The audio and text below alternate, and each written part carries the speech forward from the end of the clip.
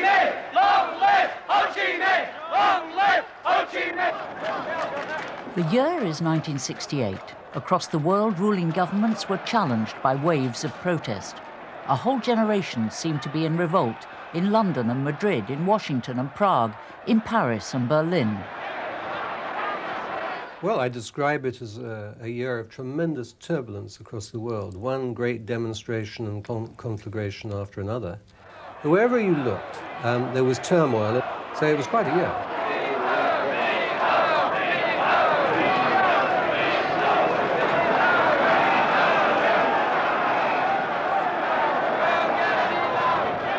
The leaders of the unrest were predominantly students.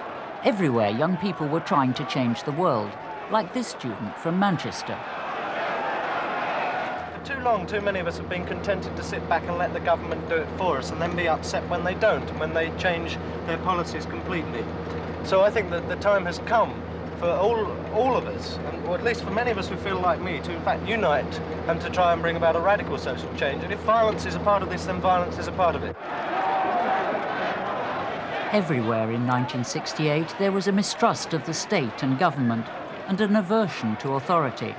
But there was one common factor that united the young protesters: the Vietnam War.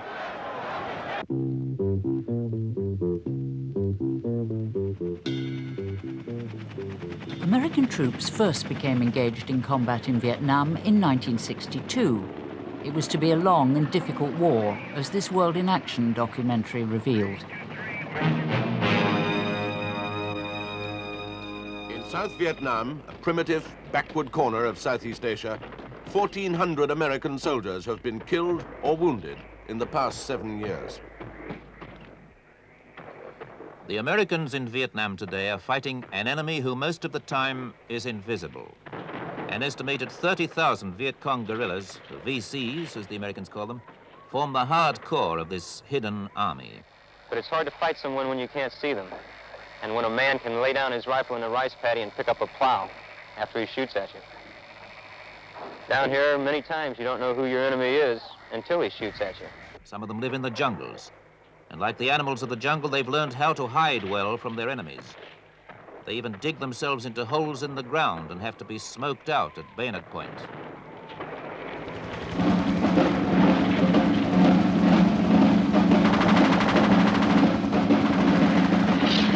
The Americans responded with more and more military might.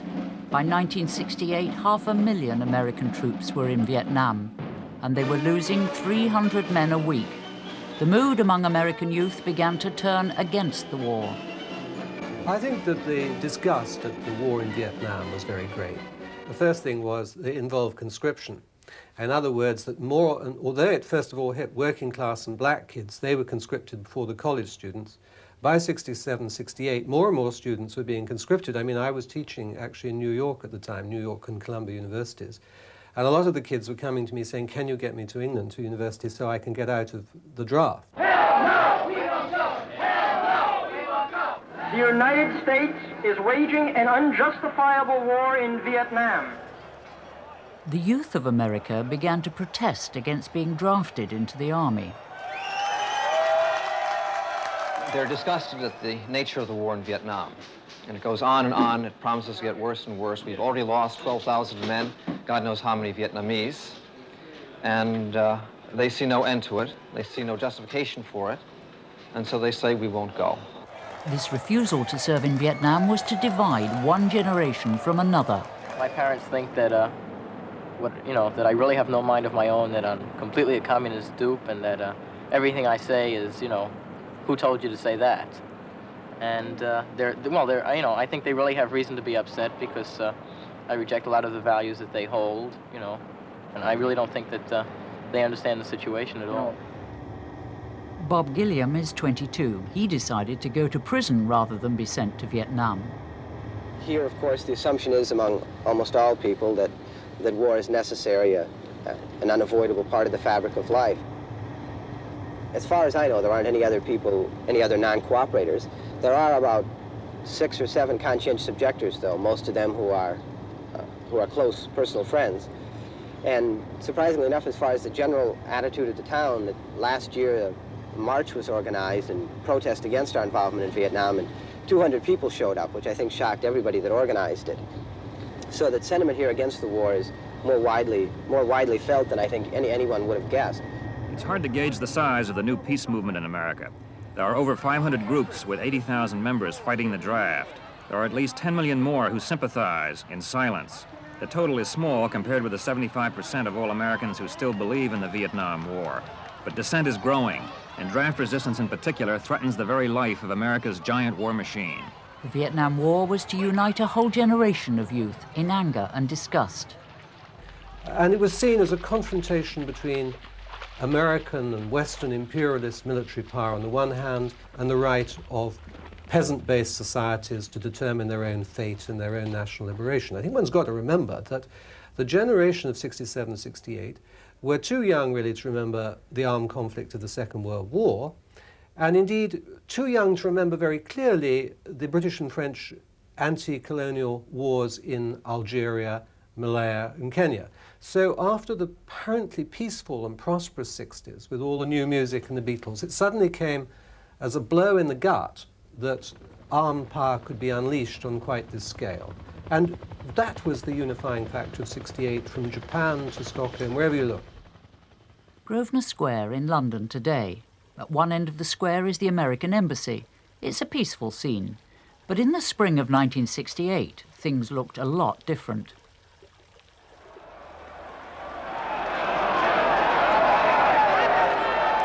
On March the 17th, thousands of demonstrators opposed to the war in Vietnam clashed with the police. It was to be one of the most violent riots London could remember, but it had started peacefully. These people believe world politics are in a mess. A number of these people are students who call themselves the new radical left. They are determined and believe their most effective weapon is mass action and even violence. A number of others believe in the cause, but are less certain about the method. All want to bring about a radical social and political change, and they're no longer prepared to sit down and sing for it.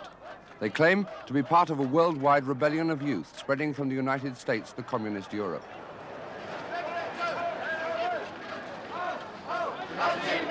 "3:45.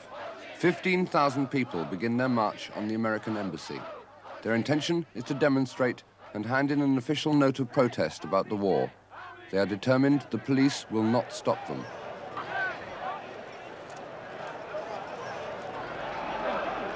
The marchers arrived in Grosvenor Square. Confronting them were 1,300 police, including a mounted contingent. Attempting to storm the American Embassy, the demonstrators met truncheons and charges by the mounted police. 117 policemen and 45 demonstrators were to receive medical treatment. Ironically, student protests had become fiercer at a time when the economy of the country was at its strongest. The 60s had been a time of prosperity and growth. And there was a lot of money around, and there was full employment. You could not only be sure if you were a graduate of getting a job, but probably you could pick and choose your way. No one was afraid. Everyone of talent would always get a job. So part of the background for this boldness and audacity was confidence and prosperity. And if you contrast that with the 80s, when, as I say, people became insecure and worried for their futures, the universities and schools became very quiet indeed, didn't they, both in Britain and America. Everyone was beavering away to try and get the best exam results, and no one was making any trouble. So that's, I think that's an important sidelight on why the 60s students were so bold. But the riots in London were not just a British event. Taking part were students from all round the world, including some from West Germany. Socialist students from West Berlin came to London today because they feel that there's an urgent need for international cooperation in the fight against imperialism in Asia, Africa, Latin America, and in Europe at home. Get out of Vietnam! They have no business being in Vietnam because they don't belong there. On March the 15th, 2 days before the Grosvenor Square riots, these Berlin students travelled by train to London. We thought altogether that we should finish with the demonstrations of the classical style, marching and marching, and that we should start to fight against imperialism. German students like these were recognized as the leaders of the international student revolution, both in demonstration techniques and determination. Back home, they had demonstrated against the Shah of Persia and the Vietnam War. They also demanded university reform.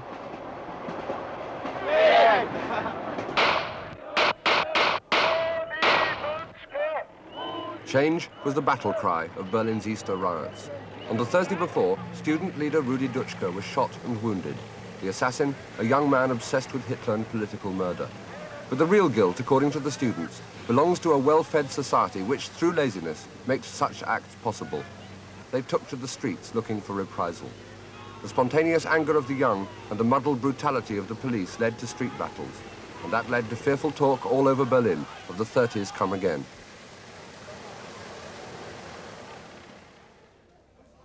But in Germany, it wasn't just university students who talked revolution.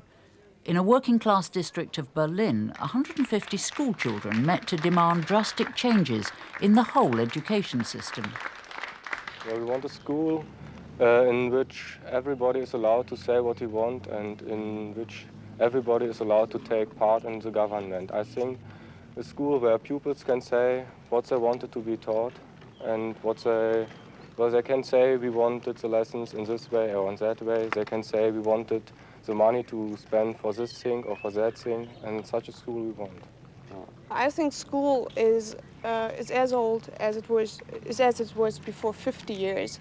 There has nothing changed until today.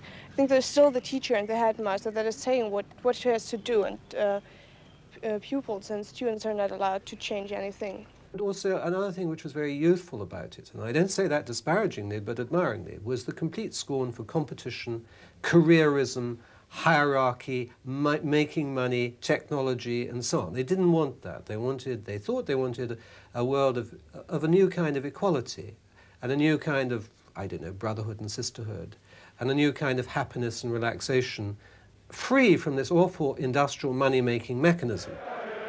On May Day 1968, the German school children joined forces with the workers and students.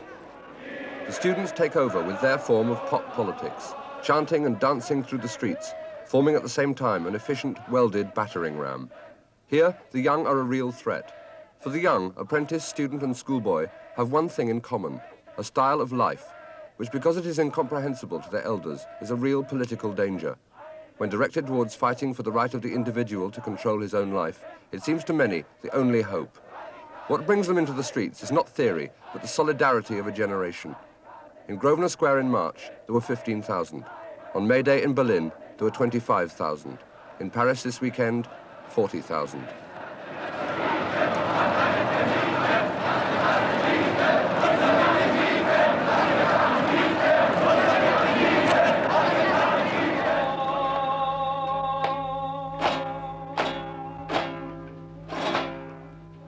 Everywhere in Europe, the students were up in arms, even in the most unlikely country, such as Spain. Spain was ruled by the dictator, General Franco, who had been in power since the Civil War ended in 1939. He didn't believe in any form of opposition. Those who did protest soon ended up in prison. Prison in Madrid, where Franco holds his political prisoners. In this prison alone, there are 17 men whose only crime is to try to organize the workers through the Workers' Commission. There are students here too. Some have been here 8 years. In other prisons throughout the country, there are more political prisoners. Yet despite the oppressive regime, most of Spain's 175,000 students were in a state of permanent rebellion. They protested against the war in Vietnam. They demanded greater democracy at home. The irony is that the regime has had to use its police against the sons and daughters of its staunchest supporters, the rich. It's only the wealthy who can afford university education and the risks of open opposition to the regime. For 7 months, the regime tried to maintain order and keep the university open. They knew that to have to close it was an admission of defeat. But by March 1968, the government was no longer able to maintain order. The university was closed. The rector and the Minister of Education resigned. But the biggest demonstrations of all were to be in France. On March the 20th, 6 students were arrested after an anti-Vietnam War demonstration. The next day, there was a mass sit-in at Nanterre University. By May, the conflict between the students and the police led to the worst street fighting seen in Paris since its liberation in 1944. This is how Pathé News reported it. That night, the Latin Quarter of Paris became a battleground. The mob was incensed by the sight of riot police. Sanity and social responsibility were forgotten. The students threw paving stones, the pavés. That's why the streets of Paris are now completely tarmacked over. They took them away after that. But they did so only when the French government turned out the famous CRS riot police. The police went after them with massive brutality, and the hospitals were absolutely full.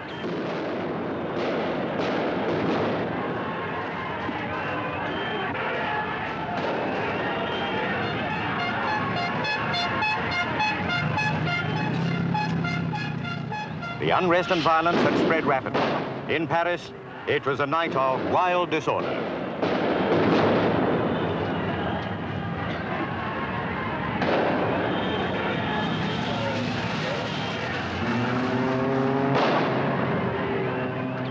The Latin Quarter was rocked with a violence such as it had never known before. During this terrible night that Paris will never forget, there were 400 casualties among the demonstrators. 150 police were injured.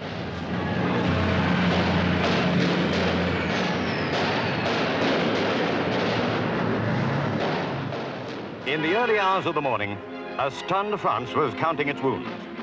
Paris looked like a blitz city. By May the 21st, France had come to a virtual standstill. 10 million workers took action and went on strike for higher wages and in solidarity with the students. But the alliance proved to be short-lived. The French workers, like those in the rest of Europe, found the students too radical for their tastes. In both Britain and America, and also in Germany, the students were very, very isolated from the working class and the hard hats and the labor unions, who also tended to be patriotic and to despise any flag burning or any attempt to demean or diminish the American war effort in Vietnam. Whose side are you on, son, you know? So the turbulence of 1968 was to be short-lived.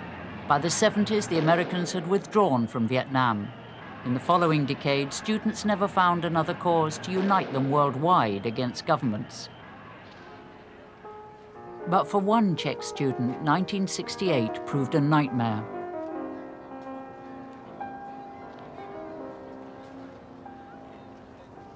Jan Palak had been a witness to the Soviet invasion of his country. He'd seen his country's attempt at independence shattered. On the 16th of January 1969, Jan Palak set fire to himself in the main square of Prague. He died in hospital 3 days later. 100,000 people filed past his coffin. 500,000 came to Prague for his funeral. A fellow student summed up Jan Palak's death and the year and the age he lived in. Our colleague Jan Palak, by his brave and tragic act, has led us all to look up to him, to admire him. He reflected the time we are going through. By a violent action, he held up a mirror to a violent age.